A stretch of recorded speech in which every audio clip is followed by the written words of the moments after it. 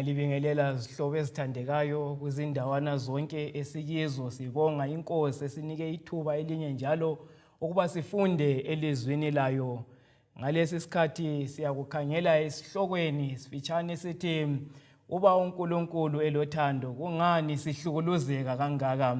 Kuyaphambanisa umcabango womuntu ukuba uzwisise ukuthi lo uNkulunkulu olamandla, olothando, oyenelisayo njalo ukuvika loba yikuyini okungasehlela njengabantu bakhe, kube sokusiphambanisa emcabangweni ukuthi pho kuvumelelani ukuba izinhlupho ezinje zisehlela abantu, ngoba namhlanje kule nkulumo eziningi mayelana ngendaba yokuhlukupheka kumbe indaba yokuhlukuluzeka.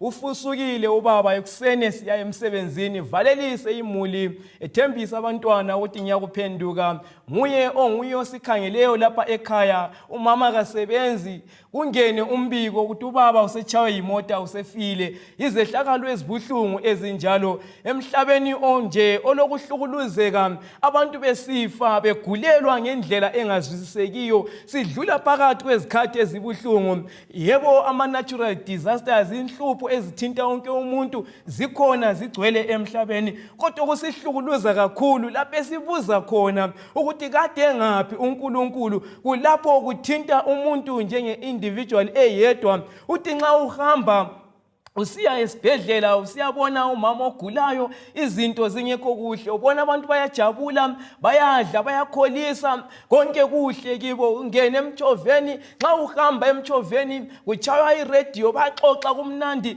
Ungakafiki esibhedlela ureceive, uthole imessage ethi khona umama kasekho. Emhlabeni onjalo kunguwe wedwa ophakathi kohlupho. Lokhu ngesilungu esithi personal suffering. Lokho yikho okuhlukuluza kakhulu abantu. Sibe lombuzo omkhulu ukuthi kanti uNkulunkulu nxa eluthando uvumelani izehlakalo ezinje? Yikho lapho umuntu eyedwa even esefelwe sekunzima, lapha akhala khona ukuthi kanti uJehova, nxa unguJehova kwenzakala njani izinto ezinje? Zihlobo ezithandekayo, nxa usesikhathini esinzima lapho kungani usempini uwedwa, ngithanda ukuthi ngutshele ngalesi sikhathi ukuthi uJehova ulokhu enaka, uJehova ulokhu lomusa. Umbuzo omkhulu ohlukuluza abantu yikuthi kungani kusehlakala izehlakalo ezinje. Omunye besebuza ukuthi kambe izehlakalo lezi kungenxa kaJehova yini okholisayo nxa sihlukuluzeka, kumbe kungenxa yomubi uSathani olethayo lezi inhlupho esingabe sidlula phakathi kwazo? Uzakunanzelela ekuphileni kwethu there are two opposing forces. Kulo lokho okuphikisanayo sikuthola ngaphi impikisano enkulu? Ungahamba ebhukwini likaSambulo chapter 12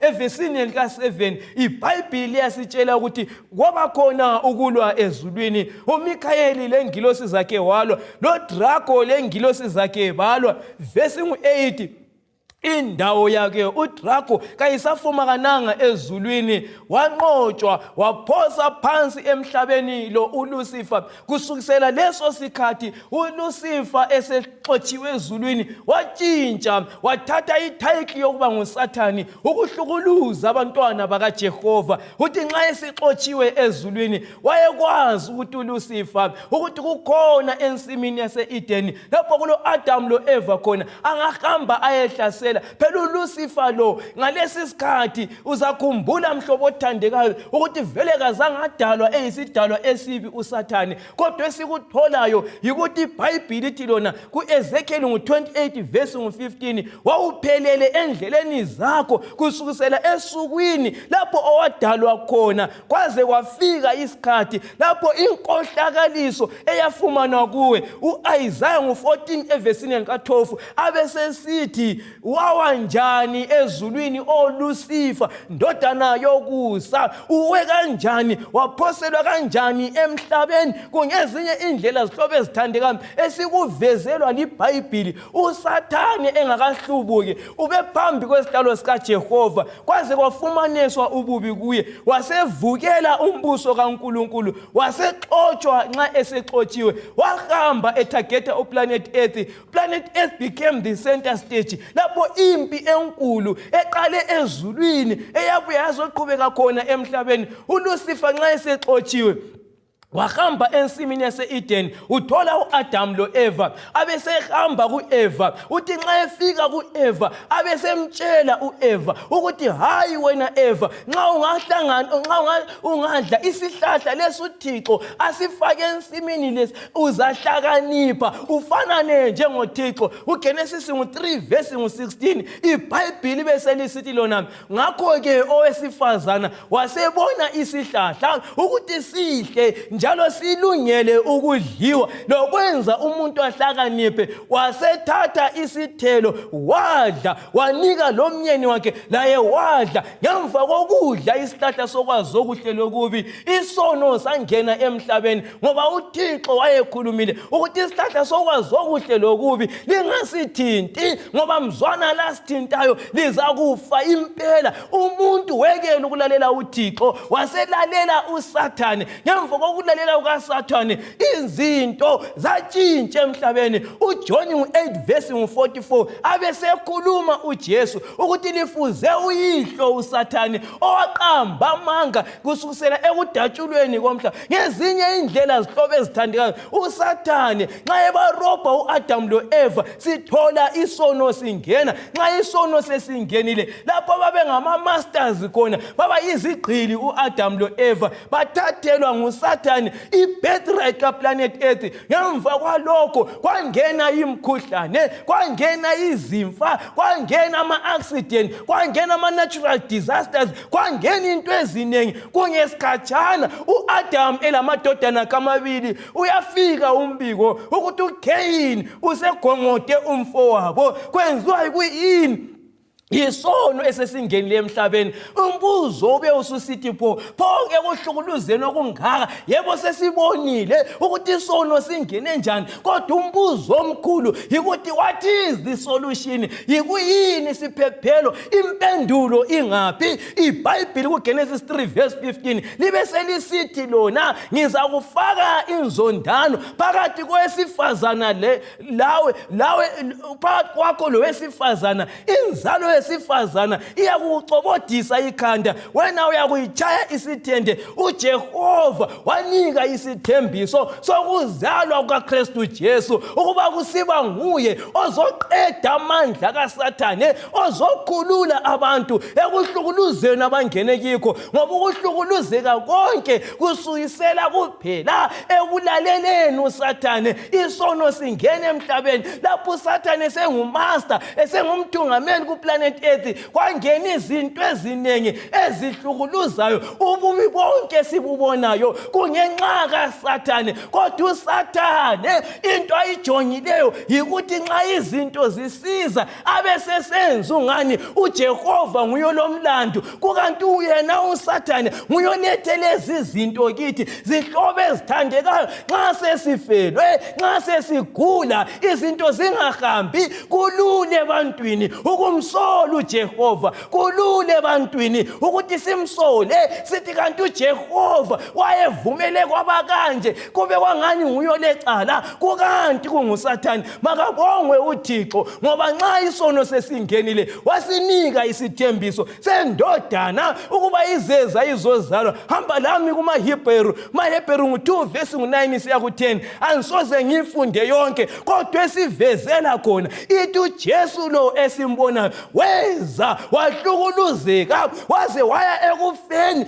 ikuba yena anambithe ukufa for bonke abantu. Uvesi 10 abesesithi ngesikhiwa, vuma ngibale kanje, ithi yona to make the captain of their salvation perfect through suffering. iBhayibhili ithi lona uJesu nxa ebuya emhlabeni ezofela abantu, wabuya waba ngu-captain of our salvation, ukuthi ngaye uJesu sibone ukuthi indaba iphela njani. Mana ngisondele eduze laba babukela imidlalo yebhora, ithimu yebhora iba lo captain onguye olida iteam phakathi komdlalo weground, kukanti ucaptain kumele abe lobudlelwano obuseduze lo coach oyabe emile touch line. Ngezinye indlela phakathi komdlalo umdlalo uqhubeka into eyenzakalayo ucaptain nxa umunye ngaphambanisa uyabamotivate abakhuthaze ethi hayi singenza ngcono lanxa singani siyanqotshwa ayibanika amadlabuzane ukuthi singakwenelisa ayikhuthaze iteam ucaptain uyasazi strategies kacoach ukuthi ucoach uthe sidlale kanje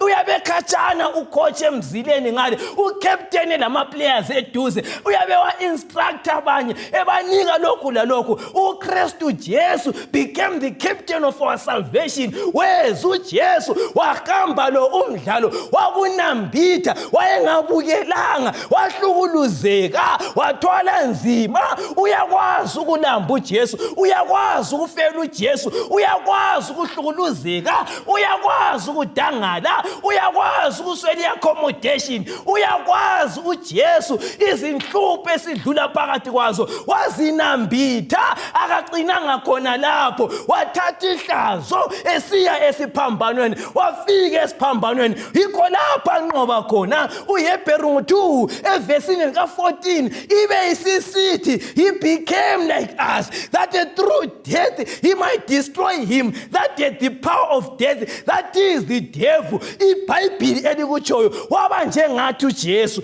esebenjengathi wahamba esiphambanweni ukuba amnqobe uSathane lo olethe ukufa ngoba ngaleso sizathu yikho lapho kupheleliswa khona indaba yokunqotshwa kokuhluluzeka iBhayibheli bese sithi nxa uJesu esevukile kwabafileyo uSamuel 1 verse 18 uthi nxa esephuma elibeni abese sithi uJesu ngingulo ophilayo okade file bheka ngiyaphila kunamhlanje lephakade lonke abese sithi uJesu ngilesihluthunelo esehadesi lokufa uJesu wanqoba abathandekayo ngokufa kwakhe waqeda amandla okuhluluzeka ngoba ukuhlukuluzeka konke kusise kufeni ungabona umuntu esiya esibhedlela esiyanatha amaphilisi ubona umuntu evuma ukuhlatshwa injection akuthi ukuthi imnandi injection uvuma ukuthi ubuhlungu bungene ngoba kulempilo ngemva kwenarithi ngaleso sizathu zihlobo ezithandekayo konke abantu abakulwisayo ukuthi ngihlatshwe injection namhlanje kumbe ngioperate namhlanje kumbe ngeza ke ngiphile ngingaphila phoso kwensuku ezithile asitsho ukuthi kasisafi kodwa esikulwisayo we try by all means ukuthi sitshedele khatshana lokufa ukuhlukuluzeka konke kuhlukuluza kakhulu kusisa ekufeni uJesu wasekunqoba ukufa nxa esekunqobile ukufa uJesu uthi ngilamakhiyo okufa leHadesi ayelamakhiyo okufa leHadesi uJesu lokhu kuyasikhuthaza zihlobo ezithandekayo ukuthi ngaze sihlukuluzeke kanganani ngaze sithwale nzima kanganani there is hope in Jesus silethemba phakathi kwezinhlupheko ezikhona yebo mhlobo othandekayo yebo namhlanje singahlukuluzeka kodwa mana ngikutshele isiphetho sendaba uMathewu 25 verse 41 iBhayibheli beyisisithi lona everlasting fire umlilo wangunaphakade ulungiselwe uSathane lengilosi zakhe uSathane ezihlobo ezithandekayo uzasihlukuluza namhlanje ngokwesikhatshana lesikhathi sakhe sibaliwe umlilo ngaphakade ulungiselwe uSathane kodwa uJesu angasoza kwenze yikuforce abantu ukuthi bemkhethe njengomsindisi kumbe bamelaye uJesu akwenzayo ufuna abantu bemkhethe phakathi kwesitha sakhe ulamandla uJesu ubengasenza sibe ngamaroboti siphonga ukumkhetha silandele okwakutshoyo kodwa uvumile ukuthi abantu babe lokuthiwa i-freedom of choice le-free will ukuthi bezikhethele lokho abakufunayo ngaleso sizathu omhlobo wami othandekayo kulabanye namhlanje abalokho bengazwisisi ukuthi hayi uSathane uwrong ikuzathola abanye kwezinye indawo bemkhonza uSathane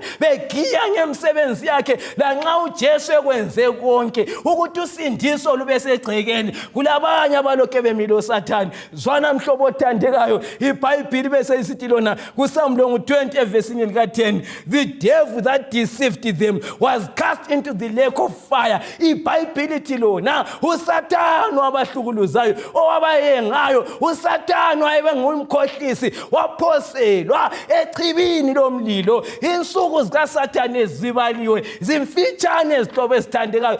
Sekuseduze ikukhululwa kwethu njengabantwana benkosi. U1 Peter 5 evesini lika8 abesesithi uPeter, be sober and be vigilant. So kumele sibe sober ngesizathu sokuthini the adversary, the devil, walks around like a roaring lion. uSathane wenza njengengonyama ebhongayo. Uzabhonga ngemkhuhlane, abhonge ngokuswela imali, abhonge ngenzondo, abhonge ngento ezitshiyeneyo. Kodwa ukuqhakathekileyo kithi njengabantwana benkosi kumele sibe sober, singadakwa izinto zomhlaba, singadakwa izinto ezidlulayo, kodwa iattention yethu ibheke kuJesu osindisayo. Zwana mhlobo othandekayo, uSathane ensukwini zokucina uza kunika loba yini ezilonga uvuma ukutshintsha ngomphefumulo wakho. uSathane injongo yakhe ufuna ukufala abantu abanengi, engakunika imali ezilonga uvuma wena ukuyi-exchange ngempilo yakho. Engakutshela uSathane namhlanje akutshoyo uthi intokozo ikuthi uzibhidlize ngomzimba wakho ngezinto ezidaka umzimba.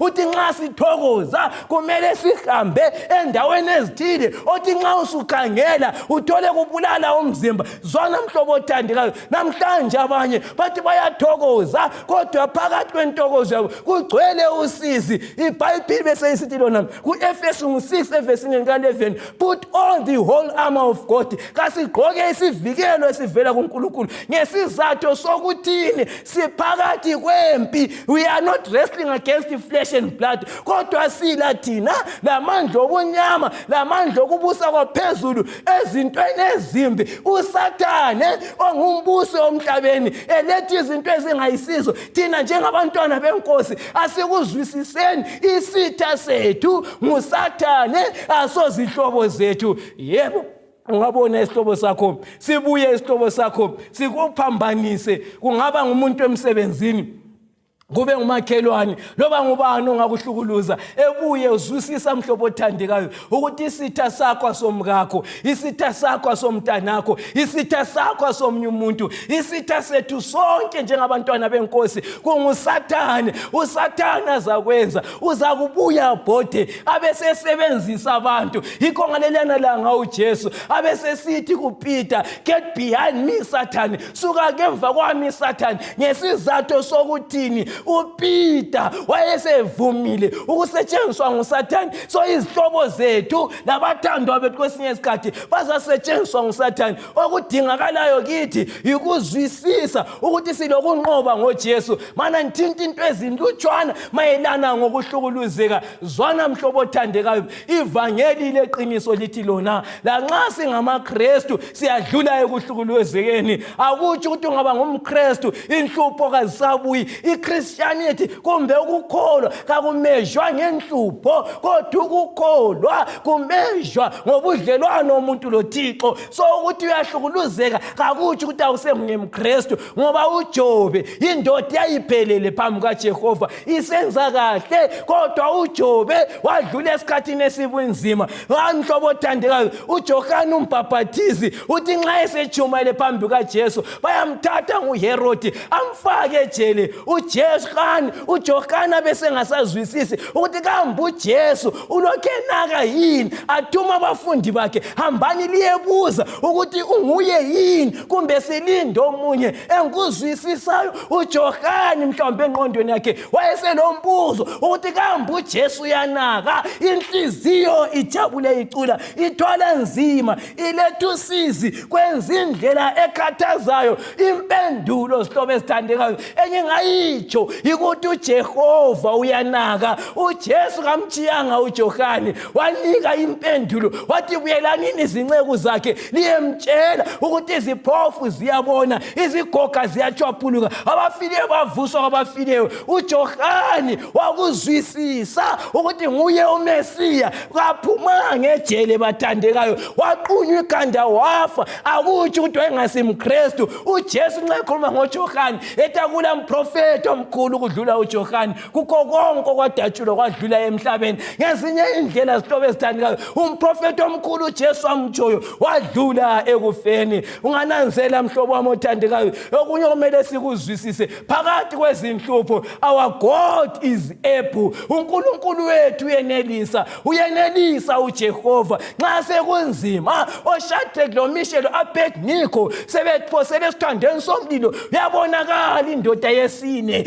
enjengendodana kaThixo okwakunguKristu Jesu. Phakathi kwezinhlupho esidlula phakathi kwazo, indodana kaThixo kayisoze isijiye, izahamba lathi phakathi kokuhlukuluzeka. uJehova esimkhonzayo wabesesithi uPhilippians 4:13, I can do all things through Christ who gives me strength. ngoKristu Jesu singakwenza konke. uKorinto oqala ngo10:13 abesesithi God is faithful, uthembakele uJehova, akasoze avume ukuba sibe lezilingo eziphezu kwamandla ethu, kodwa uzasinika indlela yokuphepha. Bathandekayo, uNkulunkulu esimkhonzayo uyafuna ngalesi sikhathi ukuthi sibe lobudlelwano laye, sihlale laye, ngoba izikhathi esiphila kizo izikhathi ezinzima lapho uSathane esilwa, kodwa thina ngoJesu silakho ukunqoba. uRoma 8:35 iBhayibheli bese isithi lona, ngubani oza kusehlukanisa lothando lukaKristu? Kungaba yikuhlukuluzeka na, kungaba yikudangala, kungaba indlala, kungaba yikuhamba nqunu, kungaba yinkemba, kungaba izinto ezinzima. uPaul abesesithi kuverse 37, ayiphinde kuzo zonke lezi zinto akukho okuzasehlukanisa lothando lukaNkulunkulu. inhlupho uSathane nxa ezibisa ufuna zisehlukanise lothando lukaThixo, kodwa abahlakaniphileyo ensukwini zokucina bayananzelela ukuthi ngaze zibuye inhlupho lanxa ngezilongo siloJesu, singathi thina singakuthokoza emkhumbini. with Jesus in the vessel we can smile at the storm. akutsho ukuthi iziphepho kazizi, zizeza iziphepho, kodwa uJesu ezilongwe khona sizakuthokoza, sizasmayila, sibe lentokozo phakathi kweziphepho ngenxa yokuthini uJehova esihamba laye uthembakele ezihlobo ezithandekayo. hayi zwana mhlobo othandekayo, kuzwisise lokhu lanxa siphakathi kwezinhlupho, be faithful even unto death. Thembeka uze uyefika ekufeni. uSamuel 7:13 iBhayibheli bese lisithi khona, omunye wabadala wasembuza wathi, ngobani laba abagqoke ezimhlophe? ngathi baba wena nguwokwaziyo. wasesithi kuverse 14, laba yibo abadlule ekuhluphekweni okukhulu, bageza ingubo zabo egazini lewundlu. zihlobo ezithandekayo, inhlupho lezi singadlula phakathi kwazo, sithembakale, sibambele kuJehova, singadlula, sinqobe, siyefika ekhaya ezulwini, siyegqoka ingubo ezimhlophe, singene emzini ngamasango, ngoba uthi yibo labo abadlule ekuhluphekweni, yibo labo abathe befelwa, yibo labo beswela imisebenzi, yibo labo phakathi kokudangala abamthembayo uJehova, bamalaye ogwini olukhanyayo. hayi izihlobo ezithandekayo, mana ngikutshele ekuseni ngalesi sikhathi mhlobo wami ukuthi inkosi esiyikhonzayo, uMathew 11:28 uJesu abesenxusa uthi, come unto me all you are labored and heavily laden, I will give you rest. phakathi kokuhlupheka okukhulu ngilonxuso ngalesi sikhathi, phakathi kwenhlupho odlula kizo uJehova uyanaka uKristu Jesu. hambe giqela kuye uJesu enhlupheni odlula phakathi kwazo, umthathe uJesu abe ngumqamelo wakho phakathi kobunzima. lapho kusiba nzima mhlobo othandekayo, ukhona uJesu ozimiseleyo ukuhamba lawe. ube ungeza ke uhambe lo Jesu, umkhethe uJesu lo, kumbe uhlale laye uzwisise ukuthi inhlupho lezi esidlula kizo ngeze esikhatshana. nxa angakwenza khona lokhu ekucineni kwezinto zonke uzakusinika ukunqoba uKristu Jesu. Inkosi isibusise bathandekayo. Amen.